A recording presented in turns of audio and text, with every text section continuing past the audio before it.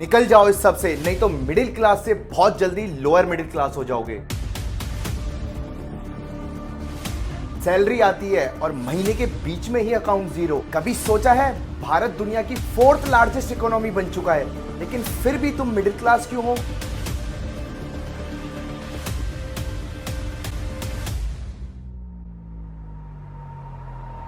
एक middle class family की अगर लाइफ को एक वर्ड में एक्सप्लेन करना हो तो वो वर्ड होगा प्रेशर। अकाउंट में सैलरी आती है, लगता है इस बार थोड़ा सेव कर लेंगे, लेकिन कुछ ही दिनों में ईएमआई, बिजली का बिल, स्कूल फीस, घर का खर्चा और महीने के एंड तक अकाउंट ऑलमोस्ट जीरो। लेकिन यहाँ पे सवाल ये है, इंडिया का मिडिल क्लास आदमी इतनी मेहनत करने के बाद भी प्रेशर में क्यों रहता है? क्यों मिडिल क्लास फैमिली का हर डिसीजन पैसे और फ्यूचर की टेंशन में घूमता है? और सबसे बड़ी बात, क्या मिडिल क्लास फाइनेंशियल प्रेशर में है या इमोशनल प्रेशर भी उतना ही बड़ा है? आज हम इसी चीज को समझेंगे और वीडियो के एंड तक मैं तुम्हें 3 प्रैक्टिकल चीजें बताऊंगा जो शायद एक नॉर्मल मिडिल क्लास आदमी की डायरेक्शन चेंज कर सकती है। सबसे पहले यहाँ पे एक बात समझो, मिडिल क्लास की जो सबसे बड़ी प्रॉब्लम है वो ये है कि वो बीच में फंस चुका है। गरीब लोगों को सरकारी स्कीम्स मिल जाती हैं, अमीर फैमिलीज के पास इनफ रिसोर्सेज होते हैं, लेकिन मिडिल क्लास ना इतना गरीब की सपोर्ट मिल जाए ना इतना अमीर की टेंशन खत्म हो जाए। और इसी बीच सबसे ज्यादा प्रेशर भी इसी पे आता है।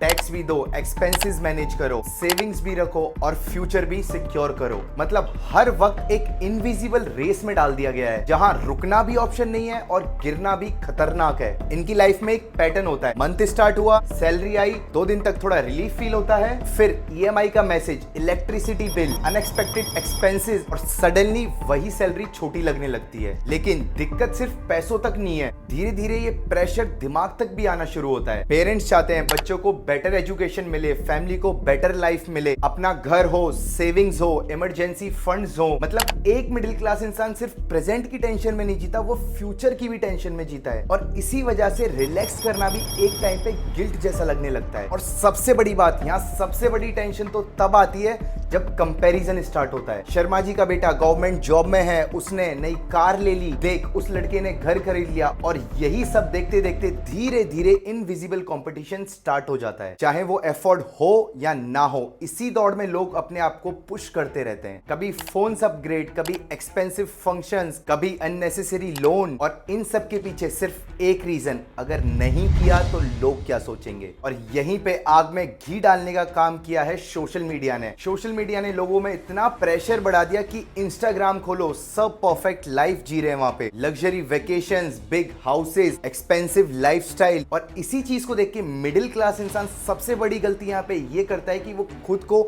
इन सब चीजों को देख के कंपेयर करने लग जाता है, ये सोच के कि सब आगे निकल रहे हैं, मैं ही पीछे रह गया। लेकिन यहाँ पे प्रॉब्लम ये है, तुम उनकी 30 सेकंड की हाईलाइट रील से, जो कि शायद असली भी ना हो, उससे अपनी पूरी लाइफ कंपेयर करने लग जाते हो और खुद को एक ऐसी दौड़ में शामिल कर लेते हो जिसका हिस्सा शायद तुम्हें होना ही नहीं चाहिए था। और इसके बाद अगर मिडिल क्लास का प्रेशर सबसे ज्यादा कहीं दिखाई देता है तो वो शायद एजुकेशन है। मिडिल क्लास पेरेंट्स के लिए एजुकेशन सिर्फ पढ़ाई नहीं होती, एक इन्वेस्टमेंट होती है, एक होप होती है, एक ड्रीम होता है कि हमने स्ट्रगल किया है, हमारे बच्चे स्ट्रगल ना करें। और इसी होप में पेरेंट्स कई बार अपनी नीड्स तक सेक्रीफाइस कर देते हैं। खुद पुराना फोन यूज कर लेंगे लेकिन बच्चे की कोचिंग रुकनी नहीं चाहिए, खुद घूमने नहीं जाएंगे लेकिन फीस टाइम पर भरनी है। और ऑनेस्टली इंडिया के मिडिल क्लास घरों में एक लाइन बहुत कॉमन है, हमने तुम्हारे लिए सब किया है। ये लाइन सिर्फ एक इमोशन नहीं होती, ये रियलिटी भी है। और यही प्रेशर बच्चों तक ट्रांसफर होता रहता है, अच्छे नंबर लाओ, अच्छे कॉलेज जाओ, अच्छा करियर चूज करो, फैमिली की एक्सपेक्टेशंस को संभालो। मतलब प्रेशर जनरेशन से जनरेशन तक ट्रेवल करता रहता है। स्किल और पैशन की कोई वैल्यू है ही नहीं। मिडिल क्लास फैमिली में एक इंटरेस्टिंग चीज होती है, यहाँ डिसीजन कभी भी इंडिविजुअल नहीं होते, पूरे फैमिली के होते हैं। करियर चूज करना है, फैमिली इन्वॉल्व, शादी करनी है, फैमिली इन्वॉल्व, जॉब स्विच करनी है, फैमिली इन्वॉल्व। और इसी चक्कर में कहीं ना कहीं हर मिडिल क्लास फैमिली का बच्चा एक साइलेंट रिस्पॉन्सिबिलिटी के साथ बड़ा होता है कि एक दिन फैमिली को सपोर्ट करना है। इसी चक्कर में अपने ड्रीम्स के साथ कॉम्प्रोमाइज कर देता है, रिस्क नहीं लेता, कोई भी बिजनेस स्टार्ट नहीं करता और इसी चक्कर में कोई भी क्रिएटिव फील्ड नहीं ढूंढ पाता। इन सब के पीछे का कारण क्योंकि फेलियर अफोर्ड नहीं कर सकता। और वहीं कोई अमीर इंसान फेल हो जाए तो उसके पास बैकअप होता है। लेकिन हम यहाँ पे ये भूल जाते हैं, इंडिया में सबसे ज्यादा सक्सेसफुल लोग मिडिल क्लास बैकग्राउंड से ही आए हैं। बस फर्क इतना था, उन्होंने कुछ हिडन रूल समझ लिए थे। और अब मैं तुम्हें 3 ऐसे हिडन रूल्स बताने वाला हूं जो तुम्हारा डायरेक्शन चेंज कर सकते हैं। Rule number 1, build a skill not just a resume. आज के टाइम में सिर्फ डिग्री इंपॉर्टेंट नहीं है, अगर तुम्हारे पास एक भी वैल्यूएबल स्किल है तो तुम नॉर्मल लोगों से बहुत आगे निकल सकते हो। जैसे कि video editing, script writing, communication, AI tools, coding, content creation,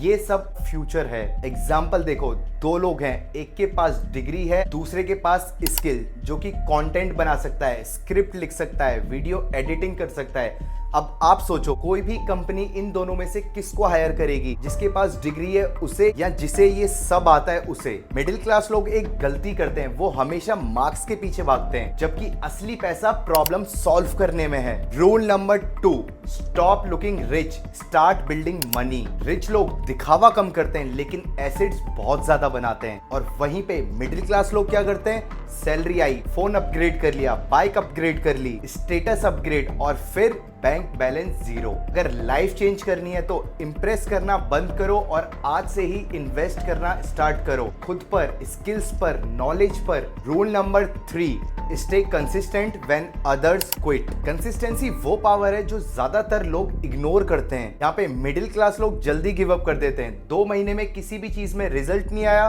तो गिव अप कर दिया, कुछ नया काम शुरू कर दिया, फिर उसमें रिजल्ट नहीं आया तो वो भी छोड़ दिया। लेकिन रियलिटी ये है, सक्सेस बोरिंग कंसिस्टेंसी का रिजल्ट है। रोज 1 घंटा तुम किसी भी स्किल पर देते हो तो 1 साल बाद तुम नॉर्मल इंसान से बहुत आगे निकल चुके होगे। इसे थोड़ा सा एग्जांपल के साथ समझते हैं। जैसे एक बंदा डेली 2 स्क्रिप्ट लिखता है तो साल में उसके पास 700 से ज्यादा स्क्रिप्ट होंगी। एक्सपीरियंस इमेजिन करो, उसके दिमाग में नई 700 चीजें क्रिएटिव होंगी। कंसिस्टेंसी स्लो जरूर होती है लेकिन बहुत डेंजरस होती है। अगर तुम भी मिडिल क्लास फैमिली से बिलोंग करते हो तो एक बात याद रखना, तुम स्लो हो सकते हो लेकिन वीक नहीं। कमेंट में मिडिल क्लास लिखो ताकि पता चले यहाँ कितने लोग स्ट्रगल कर रहे हैं लेकिन हार नहीं मान रहे। जय हिंद।